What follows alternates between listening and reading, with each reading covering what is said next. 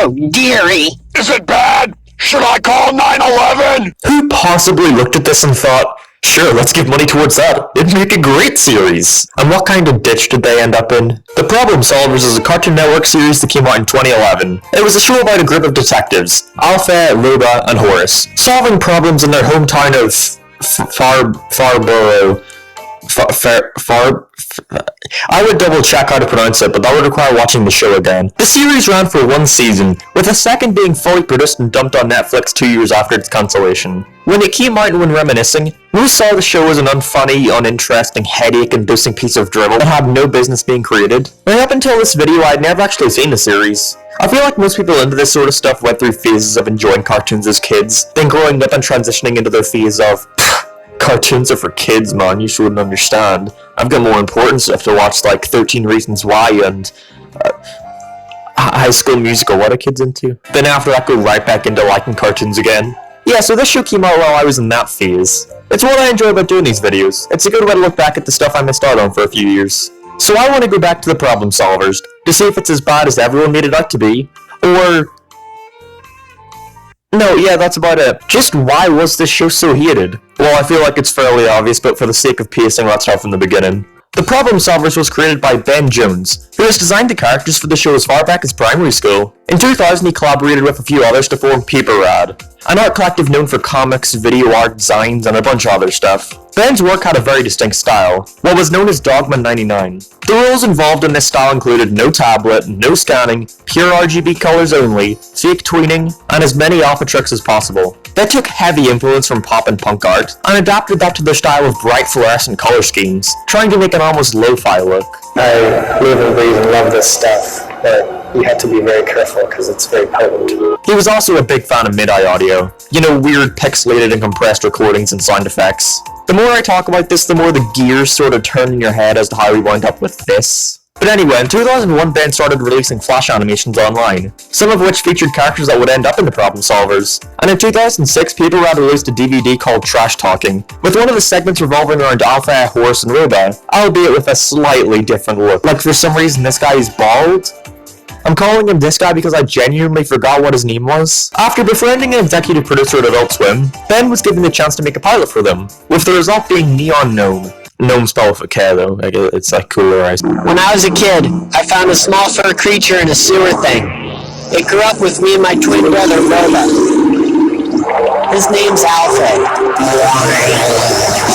It was a fairly standard short. I actually didn't think it was half bad. It featured the characters trying to get rid of a giant rollerblade on their lawn, before the landlord got home. The visuals are a little more muted than the final series. That's a good thing. And while mostly everything stayed the same from this pilot to the final series, the writing style was a lot looser. I can't confirm this, but it feels like a lot of improv was incorporated into this pilot.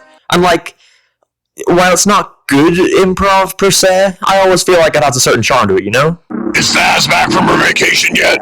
I don't know. You think she'll evict us if she sees this? Probably. Probably. It's what landlords usually do to us. Yeah, it's got an almost improvisational tone. So after the pilot was finished and uploaded onto Adult Swim's website, the series was referred over to Cartoon Network, with executives feeling his creativity and style would fit better there.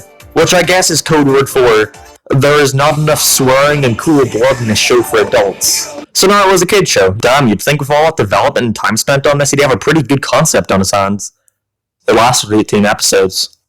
Almost every episode of The Problem Solvers follows the exact same format. Also, before you ask, we will get into the visuals. I get it's the most apparent thing, let's just get the show out of the way first. We begin the episode with the characters being presented with a problem. They solve the problem. The real problem then arises, where they have to seek the help from this snooty tux-wearing dog. Guess what his name is? Tux Dog. Can you guess that this is the one Ben came up with in primary school? I get that they don't want every episode to be as simple as, here's our goal, okay, we achieved it, the end. But having a twist every single time sort of defeats the point in having a twist. The writing is not just your generic standard kid show fare. Gone is the oddly charming improv style humor of the pilot, and instead the show is just the most generic thing out there. Like, I wouldn't call it bad, but it's not anything special. Horace is your average straight man. His creepy old man sweater and crappy haircut would imply that he's like a homeless guy who belongs in the background shot of some alleyway, but for some reason he's our main character. Next to him we've got his twin brother Roba.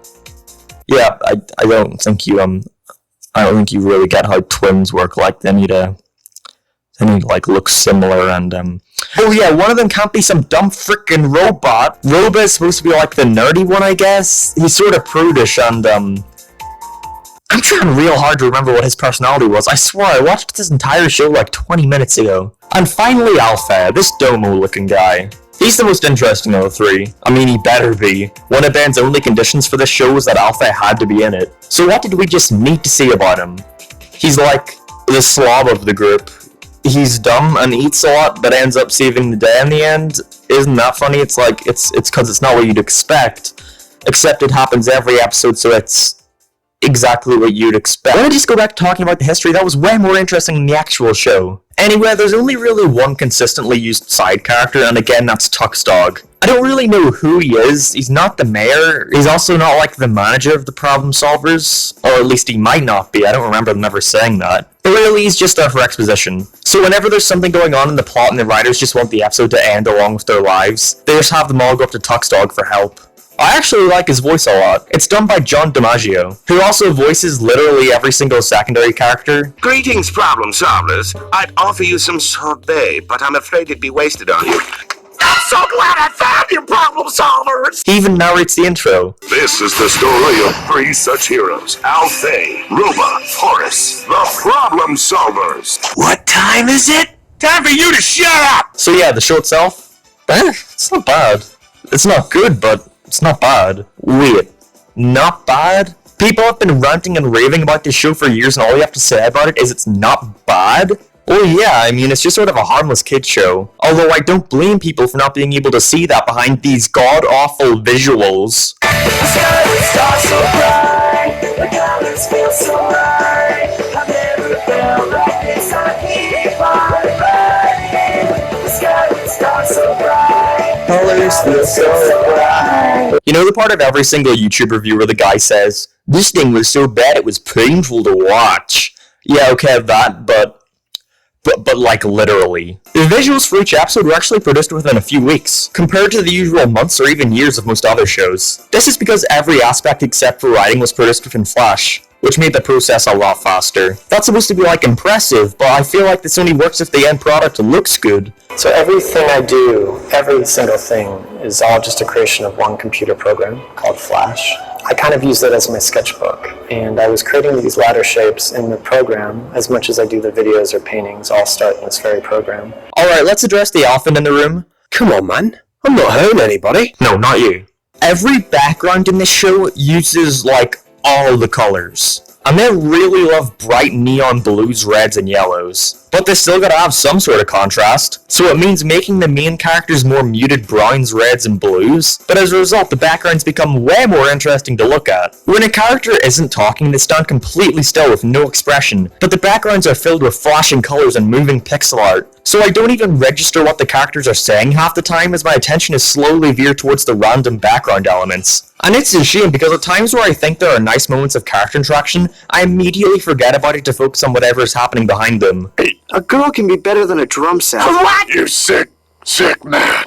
And these background characters, what happened here? I guess someone else realized that having characters consisting of dull muted colors wouldn't be interesting, so instead they just started coloring them the exact same as the background. So here we have a blue, red, and yellow character standing against a blue, red, and yellow background. Yeah, no, that looks fine. Oh look, a floating giant check. I don't see anyone holding that. What? There are people like that who actually really loved these stylized and surreal visuals. And while there are things I somewhat enjoy, like the incorporation of pixel art, I think the scenes that have an isometric view do a really good job at replicating that old school video game vibe. But again, I can hardly pay attention to it because there's too much. There's just too much. I don't know what else to say. Yeah, he was snuggling with me in the TV room last night. Who did I go skinny dipping with at the lake? Who did I just lend $100 to?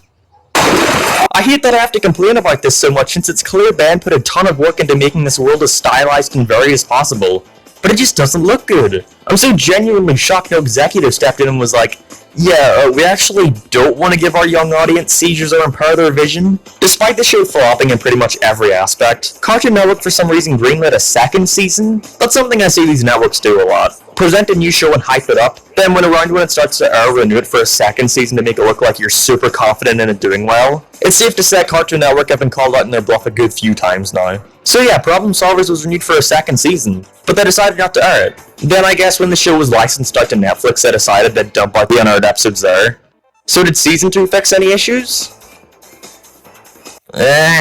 They actually took the characters out of their home a lot in this season, to put them in more toned-down environments. I guess someone told them to step in and just stop with the colors. But this season actually focuses a lot more on the characters doing other stuff besides problem solving, so the plots can become more unique and not fall under the same structure each time. Unfortunately though, I think this season's way worse. With no stimulus overloading backgrounds, it means your focus is solely on the dialogue, and yeah, it's boring. There are people who say when you look past the visuals, the show isn't that bad. And yeah, you're right, it's not that bad.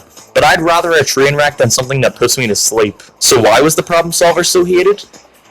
Probably because it wasn't very good. It's a shame because Ben Jones clearly had love for these characters. Locations are jam-packed with references to Paper Rat's previous work, and he's been developing his creation for decades. And maybe his style just wasn't meant for a kid's cartoon. My name is Alpha and I'm here to spray. I like a chicken nuggets. I put them in my mouth. Another exciting case solved by the Problem Solvers.